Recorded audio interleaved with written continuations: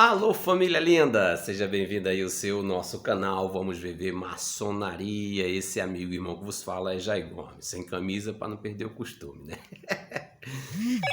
Meus irmãos, eu nunca fiquei, eu nunca fiquei cavernoso, numa linguagem assim um tanto malandra, de responder uma pergunta como eu estou, né, para responder essa pergunta. Porque eu nunca achava que alguém pudesse formular uma pergunta desse tipo. E ela me pegou de surpresa. Uma pergunta que me pegou de surpresa. A pergunta foi, abre aspas, Jair, se você não fosse maçom e você fosse convidado para ser maçom, você aceitaria? Fecha aspas. Olha que pergunta, não é verdade? Essa pergunta me deixou... Rapaz, será que eu vou ter resposta? Será que eu vou ser sincero? Será que eu vou ser verdadeiro? Uma pergunta dessa feita a um maçom fanático, a um maçom religioso, a um maçom que faz da maçonaria a sua religião, né? Que faz da maçonaria um modo de vida, que faz da maçonaria como se fosse um caminho para o mundo celestial, que faz da maçonaria, de certa forma, um mundo de status, né? Que envaidece o seu ego, que aquele maçom que coloca anel, que apresenta os anel, que coloca... Ou seja, que gosta de se apresentar, que tem um prazer, o orgulho de dizer que é maçom, seria bem fácil para ele, seria bem fácil responder. Mas para mim ficou difícil. Eu não sei se essa pergunta fosse feita antes de eu conhecer a maçonaria, né? Antes de eu conhecer o sistema institucional, eu acho que eu teria a resposta na ponta da língua, né? Como eu tive na época. Sim, eu aceitaria, né? Eu aceitaria. Mas hoje, como maçom, vivendo a maçonaria de forma objetiva, institucional, sem nenhum fanatismo, não, de fazer da maçonaria nenhum meio para me engrandecer, para me espiritualizar, para me encaminhar em alguma coisa financeira ou espiritual, ou seja, eu não daria essa resposta assim, digamos, eu aceitaria ir para a maçonaria. Mas antes que eu entre assim profundamente nessa temática, existe um filme na internet que eu recomendo, e é um filme muito divulgado, e muitas vezes se pega ali em parte, né, que apresenta uma iniciação maçônica. É um filme francês de 1918, parece um filme bem antigo. E o título desse filme como é? Força Oculta. Você coloca lá no YouTube, você vai achar esse filme, Força Oculta. É um filme bastante antigo. E o enredo desse filme, ele é bem interessante, nas entrelinhas, ele é bem interessante. Mostra uma maçonaria conspiradora, mostra uma maçonaria como se ela tivesse um objetivo de dominar o mundo, como se ela tivesse um objetivo de fato,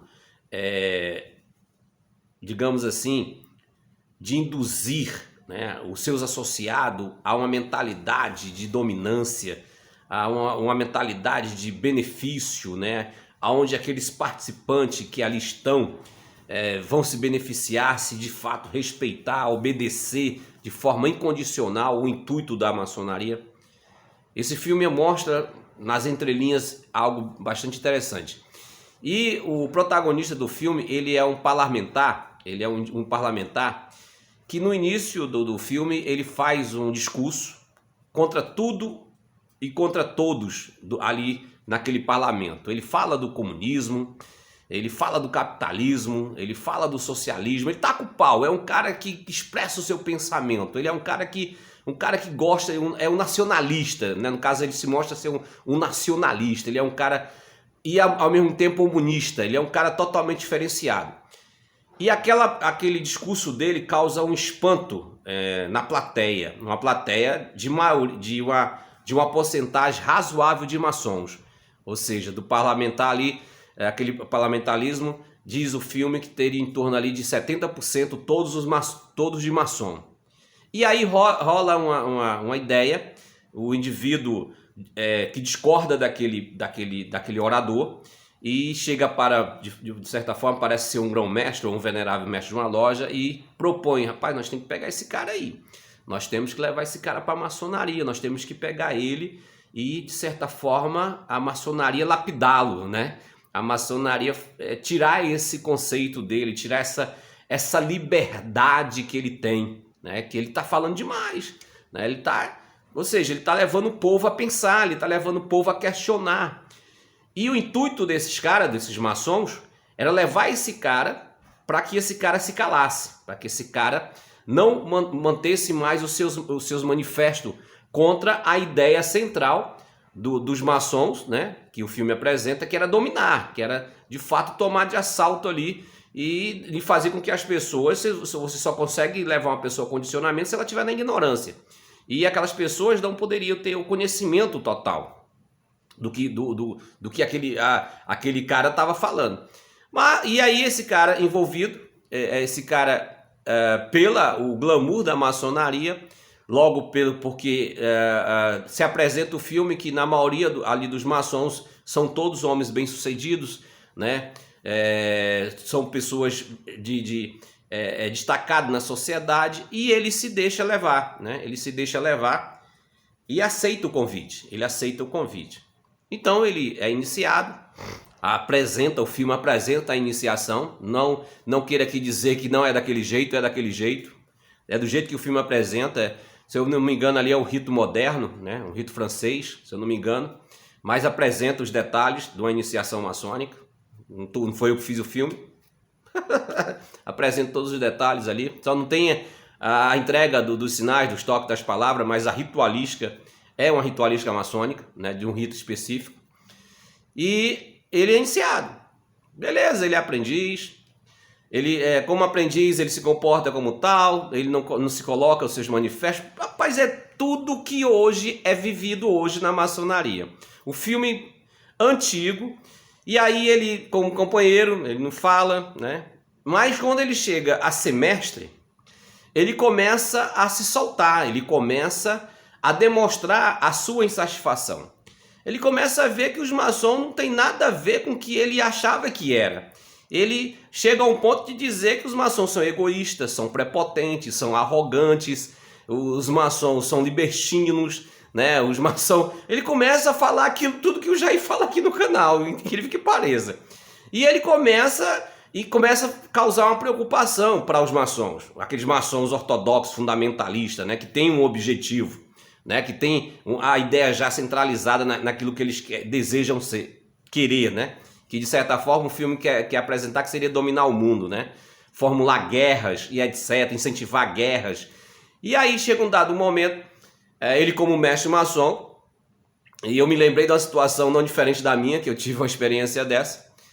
E aí ele é um maçom que, com suas ideologias partidárias, com o seu intuito, né, de levar a plateia ao condicionamento, começa a fazer os maçons a criar um conceito de que é necessário a França ir para a guerra, né? E que os maçons estariam apoiando a guerra, né? No caso ali, seria a Primeira Guerra Mundial, né? E a maçonaria estaria apoiando essa guerra, porque ia ter muitos benefícios, né? A França ia crescer muito de venda de armas e etc, etc. Isso dá a entender no filme. E ele, na hora da fala, ele pede questão de ordem, e ele quebra o decoro, né? Quebra o decoro, no caso, da reunião, e começa a chamar os maçons de hipócritas, que começa a chamar, olha, você é mentiroso, você está falando mentira, não deve ser assim, isso não é uma verdadeira conduta de um homem que quer o bem comum da humanidade, então isso aqui tudo é hipocrisia, tudo é falsidade, tudo é mentira, e etc, etc. E o venerável dá uma martelada e pede para que ele saia do templo, né? E aí ele sai do templo, né? Sai do templo. Aquele momento ali, o filme mostra, e aí mostra uma outra ideia, que isso não existe, né? Não existe na maçonaria, que os maçons, aí, quando ele sai, os maçons se reúnem ali e diz que tem que dar silenciar ele, ou seja, não deixar ele falar, e a única forma não conseguiram por meio do condicionamento, não conseguiu calar ele por meio da maçonaria, pela ideia maçônica de condicioná-lo. O jeito era tentar com a vida dele, né? Tentar tirar a vida dele. E acontece lá na parte do filme, alguns maçons lá se reúnem e tentam tirar a vida dele, só que não mata ele, só que ele se amedronta, ele fica com medo. E o filme se encerra quando a mulher dele pergunta o que aconteceu e tal, os maçons tal, ele assim, olha, e o filme ele deitado lá na cama e diz assim, não posso falar, e se eu falar o mundo não vai acreditar. Ou seja, a maçonaria conseguiu, de certa forma, não pela lavagem cerebral, nesse filme apresentado, não conseguiu, mas conseguiu pelo medo da vida, né? Ele ficou com medo de morrer, então o filme mostra que ele ficará em silêncio, ele não vai falar. Essa maçonaria conspiradora foi imaginada na cabeça desse indivíduo que fez esse filme, mas a mensagem do filme é bastante interessante em relação ao que consiste o condicionamento daquele que é livre, daquela pessoa que quer expor as suas ideias. A maçonaria nesse sentido continua do mesmo jeito. Na maçonaria você é levado a não expor as suas ideias, a não ir contra os princípios do que a maçonaria apresenta doutrinalmente, né? Então, voltando ao nosso assunto, que é o tema do vídeo, se me perguntasse, sem ter nenhuma experiência maçônica, eu aceitaria ser maçom por não conhecer a maçonaria institucional, autocrática. Eu aceitaria, porque eu estaria na mesma posição sua. Digamos que eu acredite, como não maçom, as pessoas são acreditar que ela é uma sociedade conspiradora, que ela é detentora de um segredo esotérico, que ela tem na sua eclésia a moralidade, tem ajuda mútua, né? E os maçons são altamente de nível intelectuais, são pessoas altamente espiritualizadas, né? São pessoas altamente, de certa forma, iluminadas. Então, eu não sendo maçom, eu seria envolvido por essa temática, pela curiosidade, né? E então, não por que dizer também pela ambição de ter o conhecimento, e não porque também para preencher as minhas vaidades pessoais de dizer que faço parte de uma sociedade secreta e etc. Isso seria bem natural. Mas hoje eu como maçom, eu não aceitaria. Eu não aceitaria ser parte dessas potências autocráticas. Eu não aceitaria conforme a sua metodologia. Foi por isso que nós deixamos as instituições autocráticas e apresentamos uma nova ideia, uma ideia de maçonaria pautada no que consiste a ideia da maçonaria, fugindo dessa questão institucional. Por isso que nasceu a ideia da Glomb para uma vivência orgânica, uma vivência de fato voltado por tudo aquilo que a maçonaria como ideia se apresenta.